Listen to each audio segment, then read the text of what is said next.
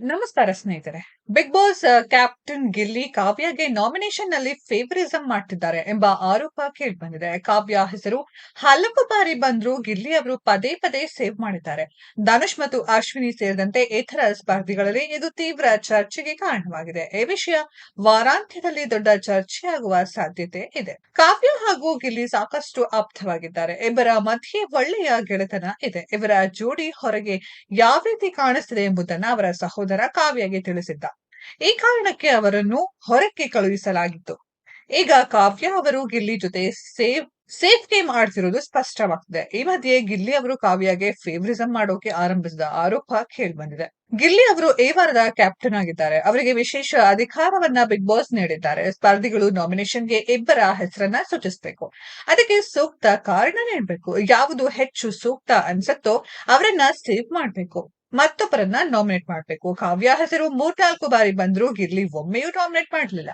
ಪ್ರತಿ ಬಾರಿಯೂ ಅವರನ್ನ ಗಿಲ್ಲಿ ಸೇವ್ ಮಾಡಿದ್ದಾರೆ. ಇದು ಚರ್ಚೆಗೆ ಕಾರಣವಾಗಿದೆ. ಕಳೆದ ಸೀಸನ್ ಅಲ್ಲಿ ಹನುಮಂತ ಹಾಗೂ ಧನ್ರಾಜ್ ಅವರ ಮಧ್ಯೆ ಒಳ್ಳೆಯ ಗೆಳೆತನ ಇತ್ತು. ಆದ್ರೆ ಅದು ಅವರ ಆಟದ ಮೇಲೆ ಎಂದಿಗೂ ಪರಿಣಾಮ ಬೀರಿಲ್ಲ. ಧನ್ರಾಜ್ ಅವರನ್ನ ನಾಮಿನೇಟ್ ಮಾಡುವ ಪರಿಸ್ಥಿತಿ ಬಂದಾಗ ಹನುಮಂತ ಅವರು ಹೆದರದೆ ನಾಮಿನೇಟ್ ಮಾಡಿದ್ರು. ಆದ್ರೆ ಗಿಲ್ಲಿ ಅವರು ಕಾವ್ಯ ಜೊತೆಗಿನ ಆಪ್ತತೆ ಕಾರಣಕ್ಕೆ ಅವರಿಗೆ ಫೇವರಿಸಂ ಮಾಡ್ತಿರುವ ಆರೋಪ ಕೇಳಿಬಂದಿದೆ. ಈ ಬಗ್ಗೆ ಬಿಗ್ ಬಾಸ್ ಮನೆಯಲ್ಲಿ ಚರ್ಚೆ ಆಗಿದೆ. ಧನುಷ್ ಹಾಗೂ ಕಾವ್ಯ ಹೆಸರು ಬಂದಾಗ ಕಾವ್ಯ ಅವರನ್ನ ಸೇವ್ ಮಾಡಿ ಧನುಷ್ ನ ನಾಮಿನೇಟ್ ಮಾಡಿದ್ರು. ಇದು ಅವರಿಗೆ ಸರಿ ಅನ್ಸಿಲ್ಲ. ಗಿಲ್ಲಿ ನಡೆದುಕೊಂಡ ರೀತಿಯು ಅಶ್ವಿನಿಗೂ ಕೋಪ ತರಿಸಿದೆ. ಗಿಲ್ಲಿ ಫೇವರಿಸಂ ಮಾಡ್ತಿದ್ದಾರೆ ಎಂದು ಅವರಿಗೆ ಬಲವಾಗಿ ಅನಿಸಿದೆ. ವೀಕೆಂಡ್ ನಲ್ಲಿ ಈ ವಿಷಯ ದೊಡ್ಡ ಮಟ್ಟದಲ್ಲಿ ಚರ್ಚೆ ಆಗುವ ಸಾಧ್ಯತೆ ಇದೆ. ರಕ್ಷಿತಾ ಜೊತೆ ಮಾತನಾಡುವಾಗ ಗಿಲ್ಲಿ ಈ ವಿಷಯಕ್ಕೆ ಸ್ಪಷ್ಟನೆ ನೀಡಿದ್ದಾರೆ. ಕಳೆದ ವಾರ ಫ್ಯಾಮಿಲಿ ವೀಕ್ ಆಯ್ತು. ಆಗ ಕಾವ್ಯಗೆ ಹೊರಗಿನ ವಿಷಯಗಳು ತಿಳಿದ್ವು. ಈ ವಿಷಯವನ್ನ ಆಯ್ಕೆ ಮಾಡ್ಕೊಂಡಿದ್ರೆ ನಾನು ಅವರನ್ನ ಸೇವ್ ಮಾಡ್ತಿರ್ಲಿಲ್ಲ ಎಂಬರ್ಥದಲ್ಲಿ ಮಾತನಾಡಿದ್ದಾರೆ. ಇದು ಚರ್ಚೆಗೆ ಕಾರಣ ಆಗಿದೆ. ಸ್ನೇಹಿತರೆ, ನಿಮ್ಗೂ ಅನಿಸ್ತಾ ಇದೆಯಾ ಗಿಲ್ಲಿ ಕಾವ್ಯಗೆ ಫೇವರಿಸಂ ಮಾಡ್ತಾ ಇದಾರಾ ಅನ್ನೋದ್ರ ಬಗ್ಗೆ ಕಾಮೆಂಟ್ ಬಾಕ್ಸ್ ಅಲ್ಲಿ ಕಮೆಂಟ್ ಮಾಡಿ.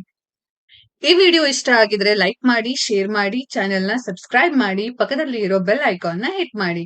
ಮುಂದಿನ ವಿಡಿಯೋದಲ್ಲಿ ಭೇಟಿಯಾಗೋಣ. ಧನ್ಯವಾದಗಳು.